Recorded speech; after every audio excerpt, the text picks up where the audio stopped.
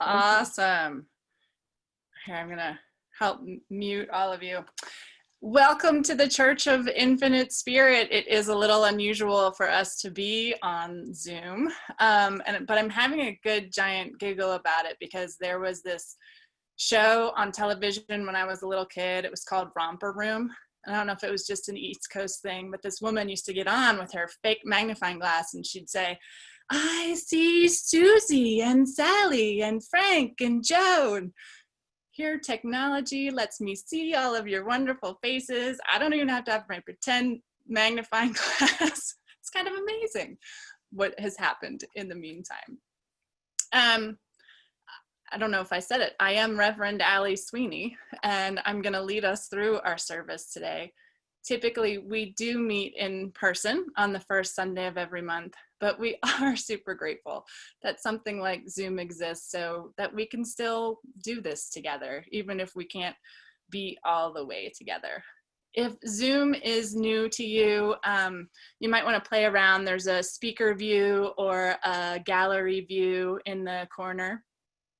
So if you want to see everybody, that would be gallery view. If you just want to have the speaker view, that would be me, I think. So I'm so grateful that you all took the time to be here today. I want to tell you a little bit about the Church of Infinite Spirit. Our mission is to inspire spiritual freedom, that you might know yourselves as spirit in a body and part of the all one consciousness, and really just support the joyous transformation that comes with your spiritual nature. We hope to recapture the intention of church as sort of a respite from the noise of life and as a space to connect and reconnect with that spiritual place. We are non-dogmatic, non-judgmental. In sharing my truth, I hope that I can inspire you to find your truth rather than convince you of mine. So I'm hopeful that you will take what works for you and leave the rest. So today what's going to happen is I'm going to offer a short meditation and then a little talk and then another short meditation. And then for those of you who want to kind of stick around and take yourselves off mute and connect a little bit as the church, you know, kind of like we would have done if we were in person afterwards, you're welcome to do that. So to get us here a little bit more together in body, mind, and spirit, let's start with that short meditation. So I want you to find a comfortable seat. You all look very comfortable already. I love that. And if you can, place your feet flat on the floor.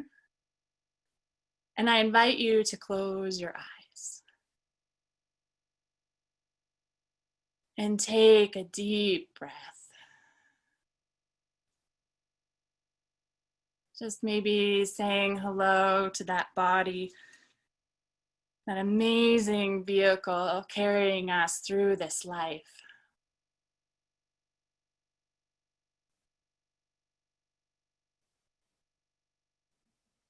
Just noticing just for a moment what's happening within you.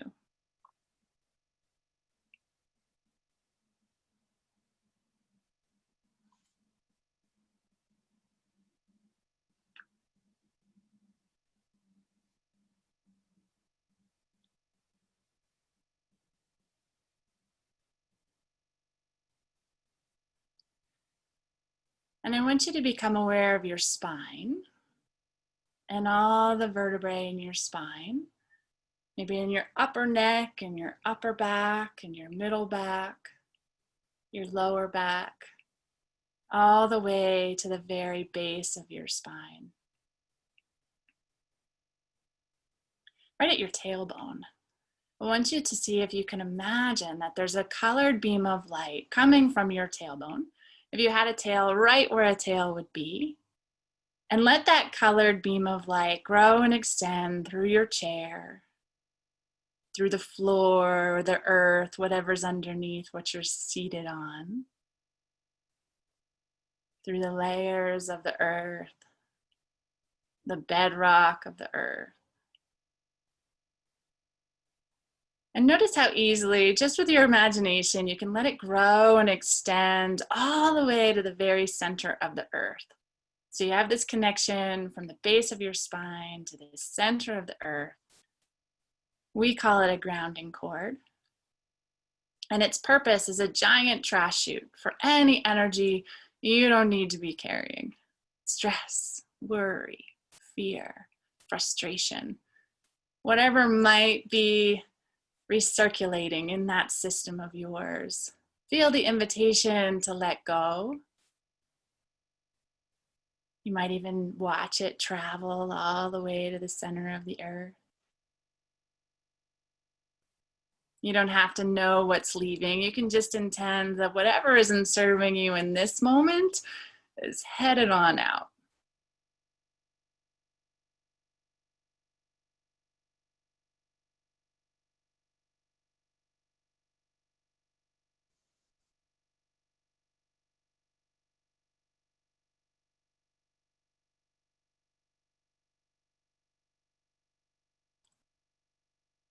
Let's move on to the next step, which is to open your sixth chakra energy center. To do that, I want you to imagine placing your attention right in the center of your head, behind your eyes and between your ears. Even in today's busy world, even though it's not nearly as busy maybe as it used to be, our attention can be scattered. See if you can bring it together. Bring it all back, ready and available for you, behind your eyes and between your ears. Your sixth chakra will naturally open. Your sixth chakra is your place of intuition, knowingness. And all you need to do is place your attention there, allowing this calm place of wisdom within you.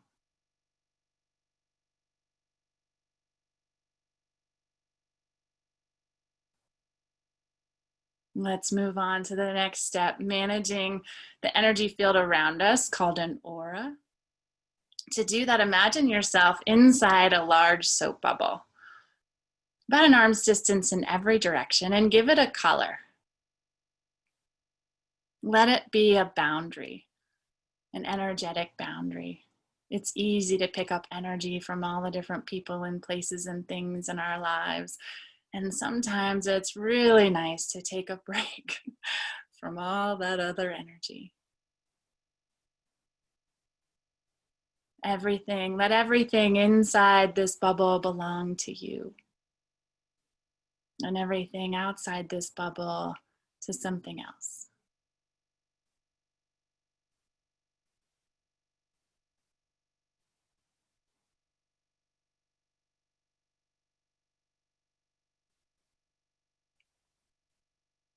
Now I'd like you to think about a vibration that you'd like to experience more of in your life. Love, peace, joy, satisfaction, passion. Pick one.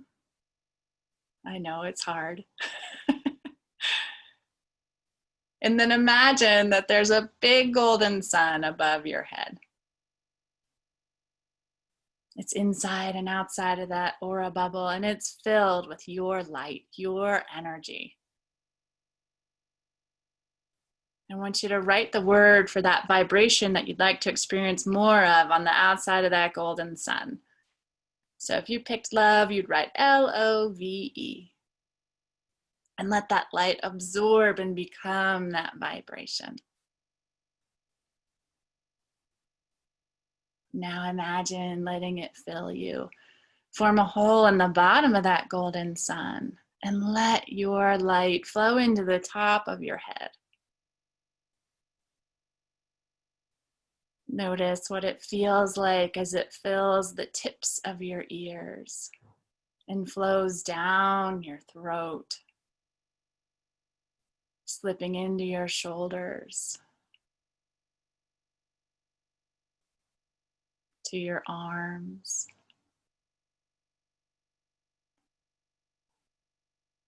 your elbows, your wrists, your fingertips. Let it keep flowing and filling your chest, your central nervous system, your circulatory system, your digestive system, all the amazing organs in your torso, all the cells in your body.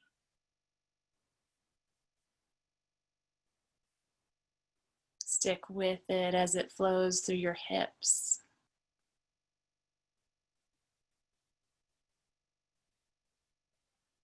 your legs and your knees,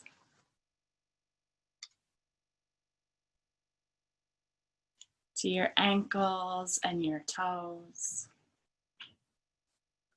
And there's so much energy that it spills out the bottom of your feet and it fills that whole aura bubble surrounding you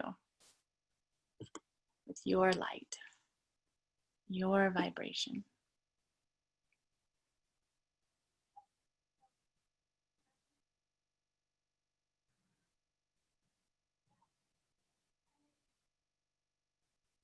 Give yourself another big deep breath in this space.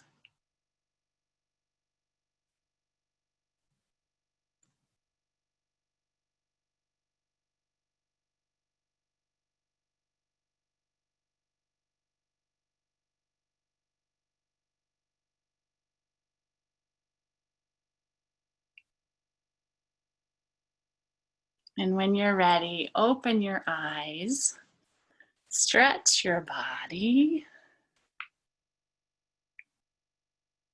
Good job. Oh, it's fun to see all that peace even through the computer. Yay. Let y'all wake up there for a moment. I'll say hello again. So what I want to talk about today is perspective. And on March 7th, I know it kind of feels like years ago, but it was just a few months ago. On March 7th, my daughter was really upset that we had to change the clocks for daylight savings time. She thought that this was just a ridiculous thing that we were doing, and she didn't want to change her routine. She didn't think that daylight savings time should even exist. 6 days later, school for the rest of the year was effectively canceled. Now that was a change of plans. And it gave us some perspective, right, on the impact of daylight savings on our lives. And now, here on June 7th, we are living differently than we lived on March 7th. We see things differently. We have a different vantage point, a changed perspective. And even since I wrote this sermon, mass demonstrations have started and continued, asking us to look at our systems closely and our role in perpetuating hate or lack or judgment, love or unity. Perspective, right? So the quality of looking at, what are we looking at and how narrow is our focus? Where is our vantage point? Where is our attention? I've heard many people describe their experience of staying at home as a roller coaster. So I want you to imagine yourselves like sitting on that car, right? You're holding on for dear life. You're not in control of the ups or downs or the rides. You're focused on the track right in front of you. The world is whizzing by. You're grasping the handrail. And what if we got off the ride and we watched the roller coaster go by? How would that change in perspective change our experience? I, for one, could take a much deeper breath.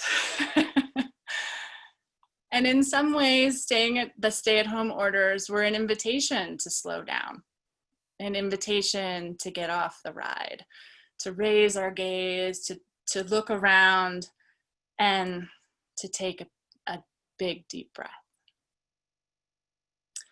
So you might not be able to control the roller coaster, yet we can always change our perspective, our point of view. When you don't have control over the ride, you can be really angry and really frustrated, or you can choose joy. You do have control over your perspective, how you see the world. So when you don't have control, you can stomp your feet and be really frustrated. Or if you don't have control with amusement, you might find a big giant giggle. What life is giving us right now. And that's perspective, right? So perspective also asks us where our attention lies, what we focus on. So we can see all that has been lost and focus on the disappointment, or we can focus on all that we still have, that glass half empty or glass half full. It's the same glass with the same amount of water in it. So what do you see and why? For some of us, what we see is pattern beliefs. We see the story of our lives and we fit what happens into that story. So, for instance, if your story has been that the world is out to get you, I imagine that you see the virus in every crack and crevice and unmasked face, and you're worried how it's going to catch you. But if your story is that the universe is a place of abundance and prosperity, you might imagine that the virus is bringing a new way of life, aligned with love and peace. It's the same virus. So what story creates your perspective? I invite you to consider that your story is something that you do control. It is your story, after all, malleable and mutable and changeable, yours. I recently came across a new to me word. It's pronoia, and it's the opposite of paranoia. So paranoia is when the whole world is conspiring against you, and pronoia is when the whole world conspires for you. So against and for, and this whole spectrum in between. Imagine that whole spectrum. And sometimes I've noticed that depending on where I'm sitting in that spectrum, it affects my perspective. Like if I'm sitting over here on the things are just awful side, that's pretty much all I can see, right? That's pretty much all everything is. But what I'm getting better at in those moments is finding the quiet, right? Finding the quiet within and letting that spectrum expand, right? Seeing the full spectrum of possibilities. Raising my gaze, right? And we can have the narrow perspective or the broad perspective, laser vision, seeing what's right in front of us, or allowing for the periphery, right? And the spectrum of possibilities. Recently, I walked with a friend who was waiting for her next chemotherapy treatment. Sometimes the only perspective is the one right in front of you. Sometimes the storm surrounds you and it's all you can see. Sometimes it really is just about each day as it comes. And sometimes a narrow view is just what you need. So I want you to consider asking what your perspective is and choosing it. And notice what is influencing that choice. Do you want the vastness? Do you need the narrow? Is there some old story that's limiting you in some way? Is there fear that has a role in what's happening? For me, the virus has given me a chance to broaden the spectrum. I've found it fascinating to look at the broad perspective of the impact of this virus. Yes, this virus has impacted my life, but it has impacted so much more. And it's amazing how much of the human condition it has impacted. The virus response affects health and money and economies and governments and careers and human systems all over the entire world. That is massive. All on Earth have been influenced by this virus. Wow. It isn't just me. It isn't just you. It isn't just America. Just the economy, just healthcare. It's all of those things. And all in a matter of just a few months' time. And even as I'm reminding us of this global perspective of this pandemic, I'm reminded that our outer world has been drastically reduced to our homes, right? And sometimes when our outer world is reduced, we might feel smaller because we don't have as much external input. Yet it could be just the opposite.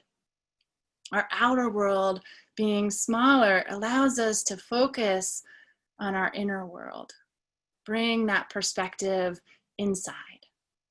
Bring your gaze back home. Find and remember you. Not just the human you, but also the spirit you.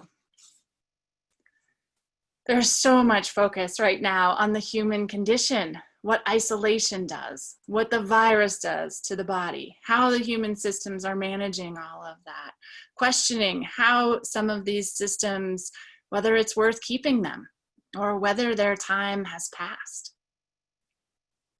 And one of the gifts of this church is that we look for the spiritual perspective, that quiet within.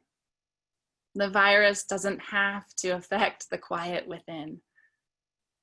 Seeing that we are spiritual beings on a journey of earth changes the perspective. For me, it makes all of this human stuff a lot easier. I tap into the light, my light, that all one consciousness, unified field, and I feel better. This witnessing of me as more than my body and all that is happening on earth allows that fear to dissipate. And I remember that in this moment, I am just fine. That's perspective. A spiritual perspective broadens that spectrum, right, in a new and a different way. It allows us to expand beyond the limits of earth and body. A spiritual perspective shows us that a light shines on all, even in the middle of a global pandemic, especially in the middle of a global pandemic. And if we look for it, we see that light everywhere we look. Yet we have to be looking for it.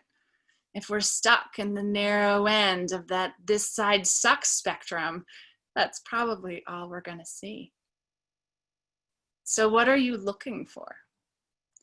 My mother, on the call, how cool is that, used to play a game with my kids when they were much younger, and she would challenge them to be joy spotters. She'd say, okay, kids, see what joy you can spot today. Sounds just like her, doesn't it? And instantly, my kids would spot joy wherever they went. So I wonder, what are you looking for in our world right now? Are you looking for things to be crazy? Are you looking for random acts of kindness? Are you looking for problems? Because your attention matters. What you choose to look for is what you will see. So, a word about denial, right? It's a powerful force. And it occurred to me that it's also possible to pretend that there are no challenges, no problems, or no frustrations, right? In other words, to be in denial that our world is changing. I'm not suggesting that by looking for the bright side that we live in denial. The opportunity is to live in acceptance, right? Denial says everything is fine. Acceptance says what is, is. Denial doesn't make the glass full. It pretends the glass is full, and it takes a whole lot of energy to do it. Denial feels like no perspective at all, just not seeing what is. And denial can operate in either side of that spectrum. When we're stuck in the this side sucks side, we deny all that joy. And when we insist that everything is just fine, we deny the challenges of these situations. And that's where I think the spiritual perspective is helpful yet again, because it allows us to see our pain and the pain of others, that we can accept it and have it. Pain can be a gift, but again, you have to look for the gift. If all you can see is the pain, that's all you can see. I encourage you to see the pain, to have the pain that exists for you. To deny it only strengthens the burden. And then look for the light that shines on all. It's there for you too, even in your pain. And what is the gift that's blooming from that pain? A minor example of this is that a couple of things have happened since all of this COVID began. And it was just for me, it was started out as some minor inconveniences about like trying to pay some bills and make some appointments. And mostly the problem was that everything was taking longer. Maybe you noticed that too. It just sometimes took a lot longer than it used to get things done. And I could see a past me that would have been really peeved by some of these mistakes. But the quarantine perspective allowed me the gift to know that everyone really was trying their absolute best, and we were just in a very challenging situation.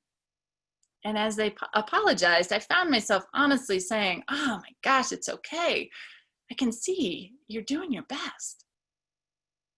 And I could see that there was no need for my anger or frustration to enter into the situation, and that my love could diffuse so much and completely change their day. From the perspective that light shines on all, I could be more loving.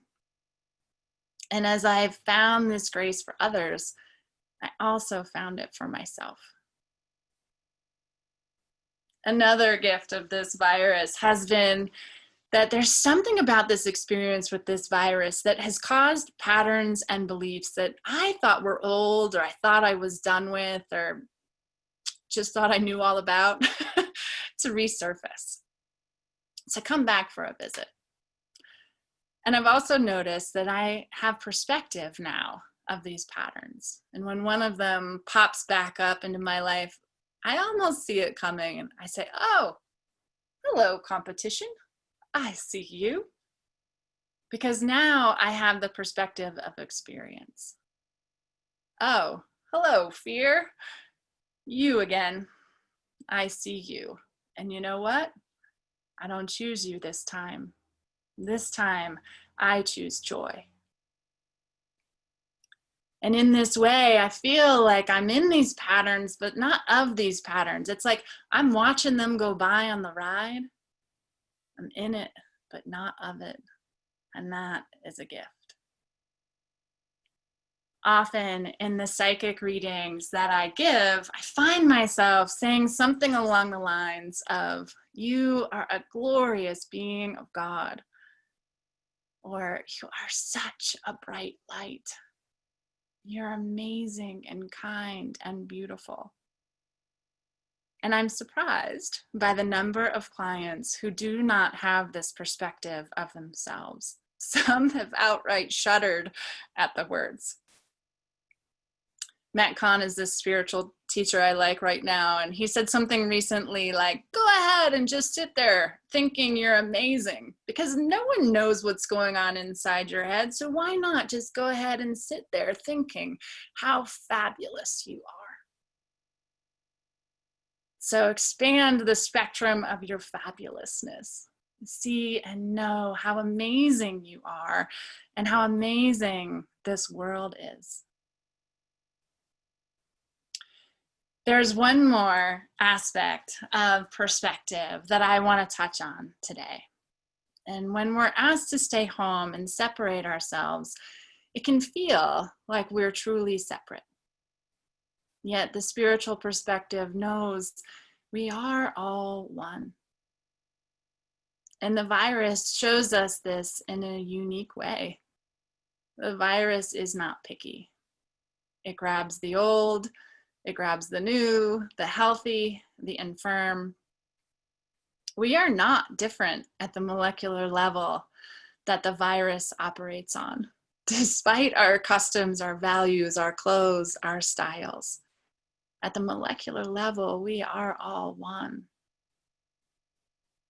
Then if we move from this tiny molecular level, noticing how we truly are all one, and we expand that perspective to the universe, the light of the universe shines on all, and that includes all of us.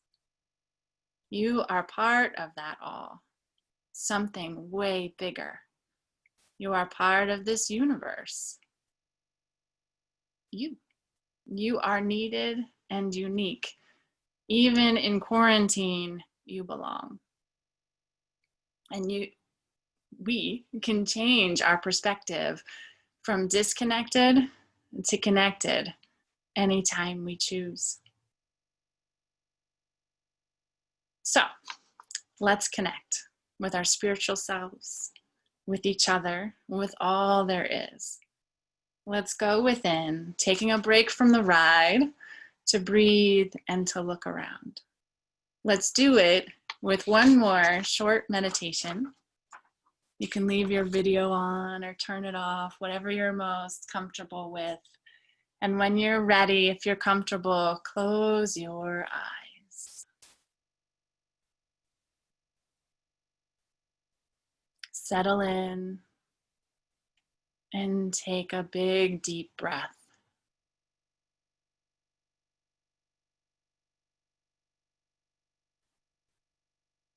Notice that grounding cord is still connected, but release it to the center of the earth. Let's create a new one just because we can. So let yourself imagine and play this colored beam of light from your tailbone all the way to the center of the earth, releasing any energy that isn't serving you in this moment.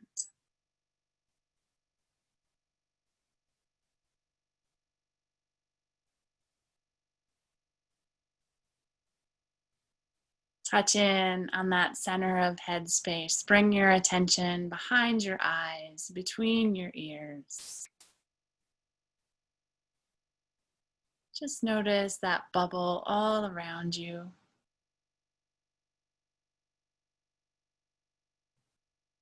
And let yourself imagine that you're looking at your fingernails or maybe even your navel. Imagine just being laser focused on this one aspect of you. What do you imagine you see?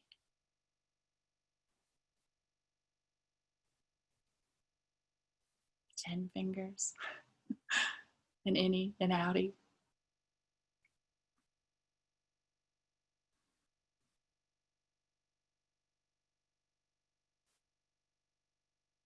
Then imagine changing your perspective and raising your gaze, and imagine that you could look out across a vast ocean, all the way to the left and all the way to the right. And as far as you can see in front of you is ocean.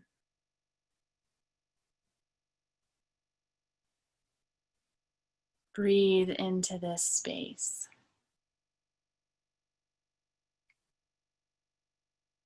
What do you see?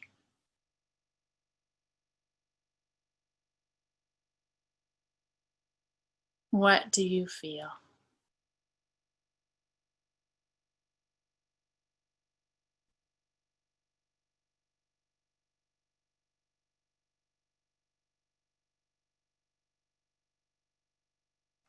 And then imagine changing your view one more time. And imagine that you could travel to the moon and look back at the earth. To the left of you, space. To the right of you, space.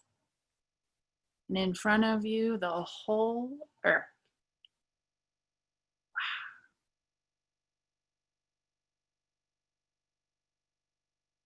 Breathe into that vastness. You are a part of it.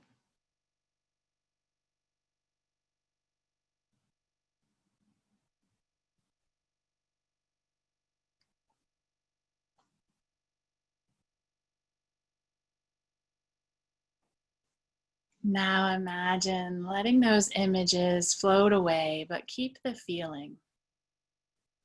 Notice you can keep the feeling. If you traveled up to the moon, bring your attention back to the center of your head. Breathe into this space. Consider bringing that expansion into this space.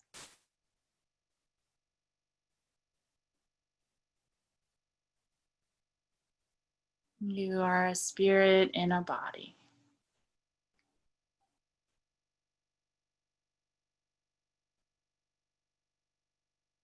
A needed and necessary part of the whole.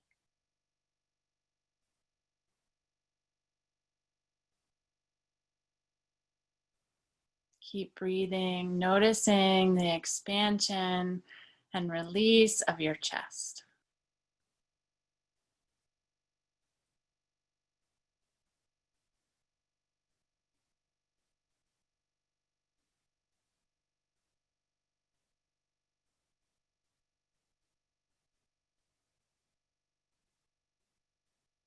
So one last time, imagine that great big golden sun above your head. Fill it with a vibration that you choose. Peace, love. What will it be? Freedom? Write that word on that golden sun.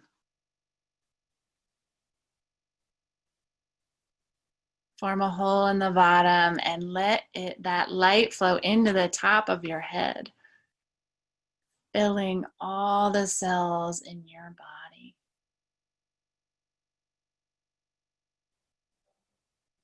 Letting it flow into your neck and shoulders, your arms and your wrists and your fingertips, your chest and your torso and your hips.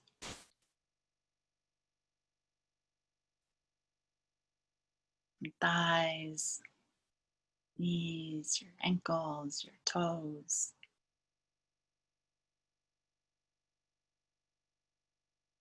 Let it spill out the bottom of your feet, filling that aura bubble.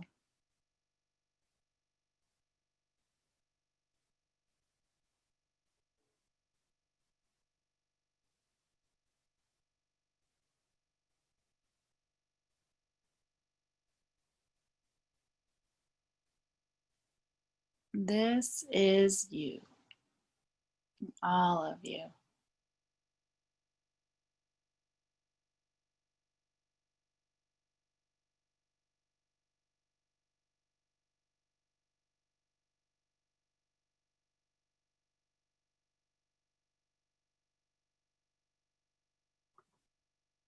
And when you're ready, open your eyes, stretch your body.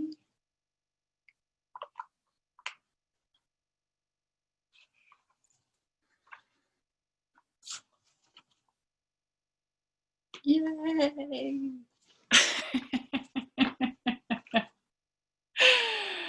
Oh, thank you so much for taking the time. I'm going to close this up with just a few things, and just know how grateful I am for you all to be here and to see all of your wonderful faces.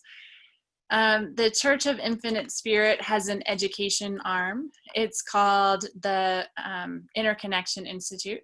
And so there's a website, interconnection.org.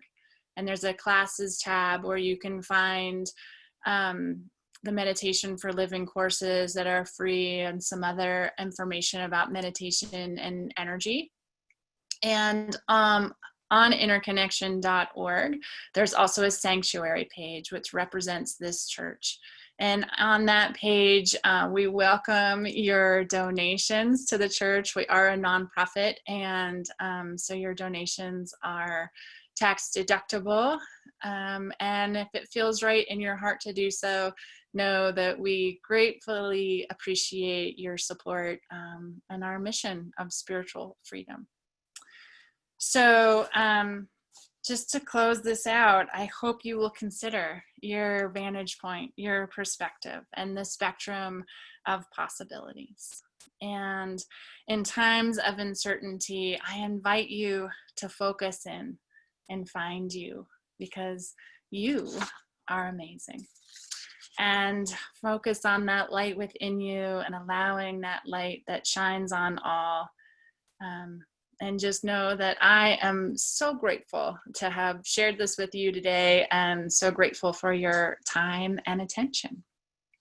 This is a wonderful place to, if you're ready to head out and leave the meeting, you can hit that button on my screen. It's on the lower right-hand corner. If you want to hang out a little bit and chat, I think we'll be doing that next. You can come off mute. If you're going to stick around and chat, I was going to tell you all that I found a packet of yeast, like baker's yeast, the other day at the store. And I thought I was like the queen of the universe because I'd been looking for it for months. So I was curious what fabulous finds you're finding out there now that we're allowed to to leave and go to stores and all of those things. Bye, Kelly. You heading out?